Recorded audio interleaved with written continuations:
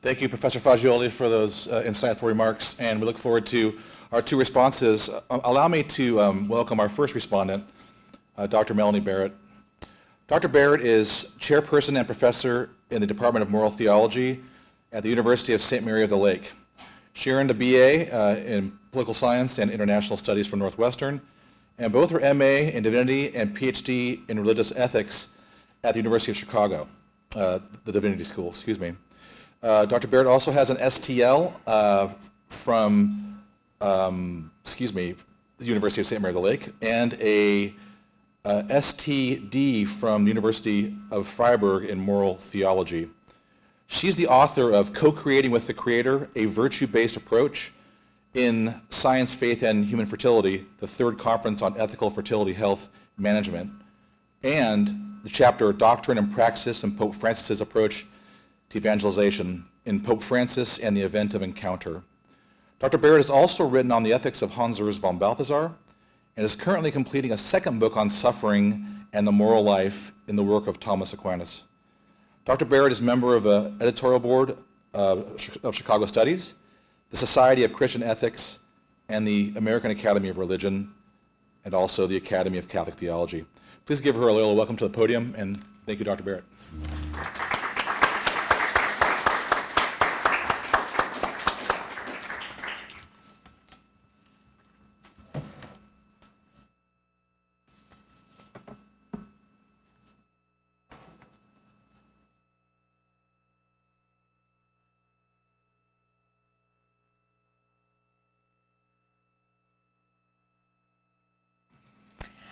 So Mike Murphy asked Miguel and I each to speak 10 to 12 minutes, and I think if I talk quickly, I can squeeze it into 14. So hopefully, given that we're still in the octave of Easter, you can be indulgent and give me just an extra couple of minutes, and hopefully you'll find it worthwhile. In his presentation, Massimo Faggioli surveyed the past 5 years of Pope Francis's papacy in 3 areas: theological, ecclesiological, and political geopolitical. Because I am neither an ecclesiologist nor a close observer of global politics, I will defer to Faggioli's analysis in those areas and limit myself to the first area, that of theology. Furthermore, I agree with Faggioli that it is too early or oversimplified to characterize Francis's theological approach as embodying either continuity or discontinuity. I do not agree, however, with Faggioli's claim that he suggested here and has also argued elsewhere, that doctrinal continuity that goes all the way back to the person of Jesus Christ needs some discontinuity in the teaching and practices of the Church in order to get closer to Jesus. That claim would need substantially more nuance and qualification in order to garner my assent. It is not self-evident to me that Jesus' disciples became closer to him by rejecting some of his teaching. Rather, the exact opposite seems to be true. So 3 examples. First, Matthew 16:23. When Jesus predicts his own suffering and death, Peter rejects the idea that such sacrifice is needed. Rather than commending Peter for being innovative, Jesus responds by saying, get behind me, Satan. You are an obstacle to me. You are not thinking as God does, but as human beings do. Second, Matthew 19:1-12. When Jesus reaffirms the Genesis account of marriage's lifelong fidelity between one man and one woman, contends that Moses subsequently allowed divorce because the people were hard-hearted, and declares that this shall not continue for his followers, the disciples respond with disbelief, saying, if that is the case of a man with his wife, it is better not to marry. Jesus responds to their shock not by encouraging them to formulate a third alternative doctrine on divorce, but by offering a second vocational option, one that is equally rigorous in its demands, that of voluntary celibacy for the sake of God's kingdom. Third, Matthew 26:20-25. At the Last Supper, Jesus does not pat Judas on the back for being resourceful in creatively balancing his spiritual well-being with his material well-being, soon to be secured by 30 pieces of silver. Rather, Jesus forcefully asserts it would be better if that man had never been born. Accordingly, for any subsequent theological reform of the Church to be authentic, it must be radically faithful to the particular mission that Jesus entrusted to his apostles and his successors.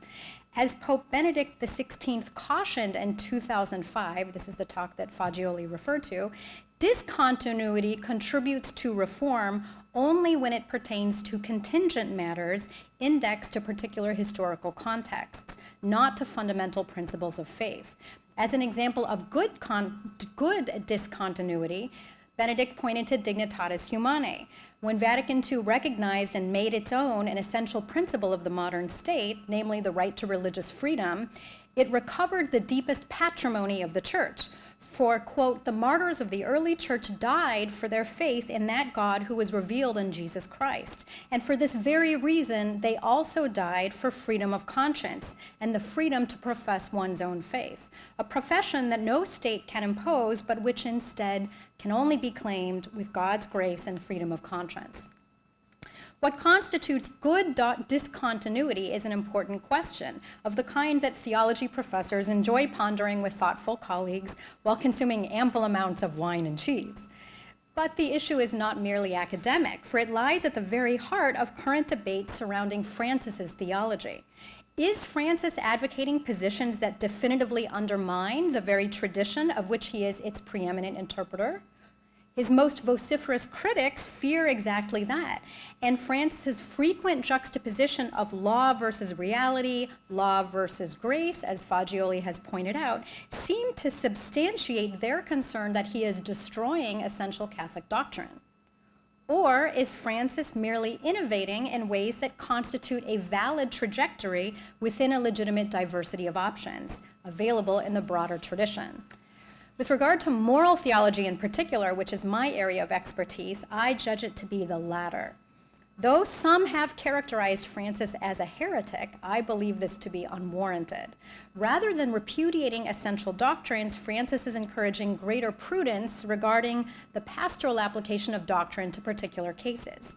A comparison with Thomas Aquinas is helpful here, for those of you who are familiar with him.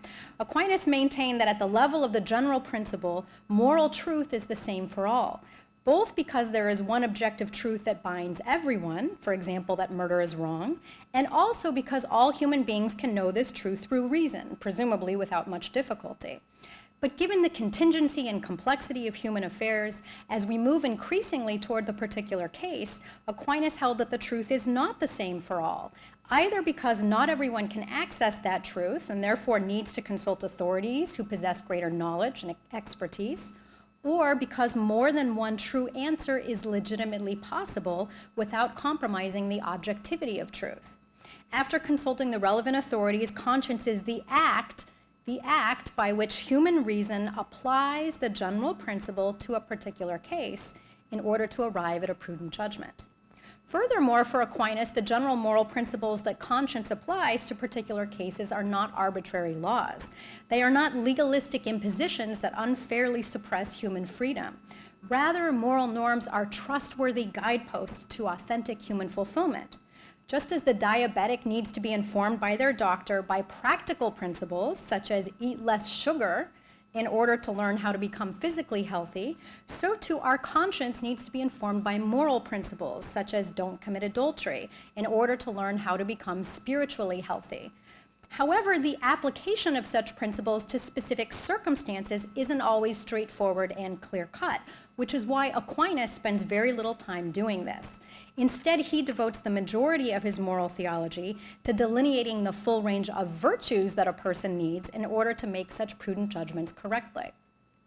Now, Pope Francis adopts somewhat of a parallel approach, even though he uses the Jesuit term discernment rather than the Thomistic term prudence.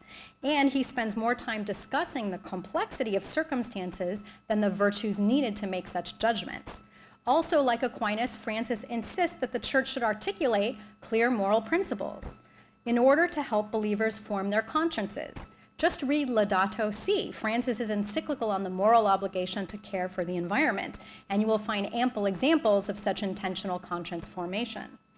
Much confusion has resulted, I believe, not because Francis has espoused error, but because his manner and style of pastoral application tends to lack the conceptual precision, characteristic of his predecessors, Benedict XVI and John Paul II.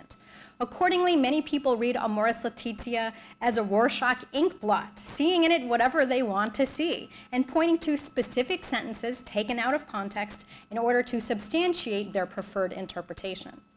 So why does Francis speak so ambiguously compared to his predecessors? For example, why relegate the question of the reception of the sacraments for people in irregular marriage situations to a mere footnote in Chapter 8? Why not provide more precise directives, either in the document itself or after the fact, aside from commending the Argentinian bishops for their directives? And why not respond to the dubia? These are questions that only Francis himself could answer. However, if I were to speculate, I would conjecture that such ambiguity is somewhat intentional on Francis's part, because he believes that it will help doctrine better correspond to the concrete circumstances of people's lives. Francis's primary concern in evangelization is not precision of doctrine, but rather responsiveness of doctrine to the messiness of human existence. He is not a deductive thinker who begins with principles and applies them to cases. Rather, he immerses himself in a particular context and then asks which aspects of doctrine can heal the specific types of brokenness that he encounters. The end result is a set of overarching guidelines for pastoral care, within which diverse methodological approaches can be regarded as valid. Notably, Francis does not worry that these diverse approaches will engender confusion regarding church teaching. Instead, he expresses confidence that this will open greater space for the Holy Spirit to operate in the lives of the faithful and those they seek to evangelize. In Evangelii Gaudium, he writes, quote, "For those who long for a monolithic body of doctrine guarded by all and leaving no room for nuance, this might appear as undesirable and leading to confusion. But in fact, such variety serves to bring out and develop different facets of the inexhaustible riches of the gospel," unquote. He then cites John Paul II's Familiaris Consortio to contend that accompaniment in personal spiritual growth must proceed with mercy and patience, yet without detracting from the evangelical ideal. As justification, Francis invokes the traditional teaching of the Church, which stipulates that even when one performs an act that is gravely evil in an objective sense, one's subjective culpability might be reduced, such that the sin is not mortal, by citing the Catechism number 1735. Quote, "Imputability and responsibility for an action can be diminished or even nullified by ignorance, inadvertence, duress, fear, habit, inordinate attachments, and other psychological or social factors," unquote. It is with this caveat in mind that Francis goes on to express optimism that God's saving love is mysteriously at work in each person above and beyond their faults and failings. For whenever perfection is not possible, the gospel can still bring goodness and light without renouncing the truth. In Amoris Laetitia, Francis makes a similar argument. Paragraph 295, quote, "St. John Paul II proposed the so-called law of gradualness in the knowledge that the human being knows, loves, and accomplishes moral good by different stages of growth. This is not a gradualness of law, but rather a gradualness in the prudential exercise of free acts on the part of subjects who are not in a position to understand, appreciate, or fully carry out the objective demands of the law. For the law itself is a gift of God which points out the way, a gift for everyone without exception. It can be followed with the help of grace, even though each human being advances gradually and with the progressive integration of the gifts of God and the demands of God's definitive and absolute love in his or her entire personal and social life." And that's straight out of Familiaris Consortio, paragraph 9. So Francis's priority is to apply the saving message of the Church to this situation here and now with theological clarity playing catch-up over time to harmonize pastoral practice with the deposit of faith. Paragraph 300, quote, "If we consider the immense variety of concrete situations, it is understandable that neither the synod nor this exhortation could be expected to provide a new set of general rules, canonical in nature and applicable to all cases. What is possible is simply a renewed encouragement to undertake a responsible personal and pastoral discernment of particular cases, one which would recognize that, since the degree of responsibility is not equal in all cases, the consequences or effects of a rule need not necessarily always be the same. This is also the case with regard to sacramental discipline, since discernment can recognize that in a particular situation, no grave fault exists. What we are speaking of is a process of accompaniment and discernment which guides the faithful to an awareness of their situation before God.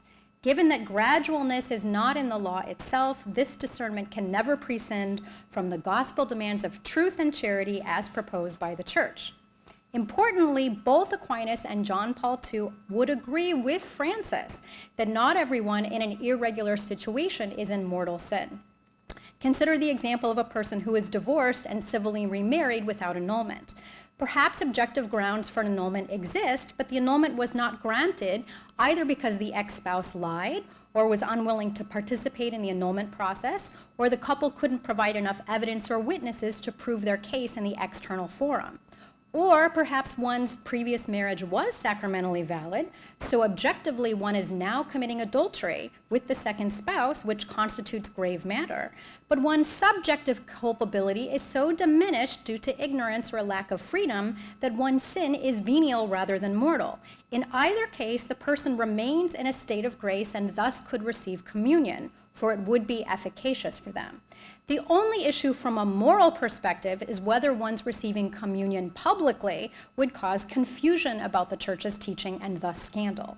When Francis praises the Argentinian bishops for permitting some people in irregular situations to receive communion publicly, and then also affirms the Polish bishops' draft guidelines of last summer, which preserved John Paul II's prohibition of such public reception, Francis is not thereby instituting moral relativism regarding the indissolubility of marriage.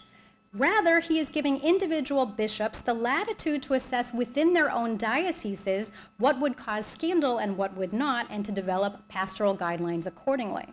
Although the exact letter of the law of Canon 915, which prohibits people persevering in manifest grave sin from receiving communion regardless of their subjective culpability, the spirit of that law is to prevent scandal.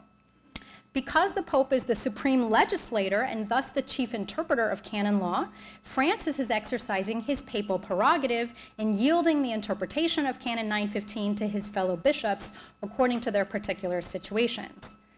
So, in conclusion, Francis's controversial innovation does not involve moral theology per se, but rather ecclesiology and the interpretation of canon law. This type of novelty is something that I predict we will see more of in Francis's papacy going forward, not less. So as they say at the amusement park, when you first board the roller coaster, fasten your seatbelts because this is going to be a bumpy ride. Thank you.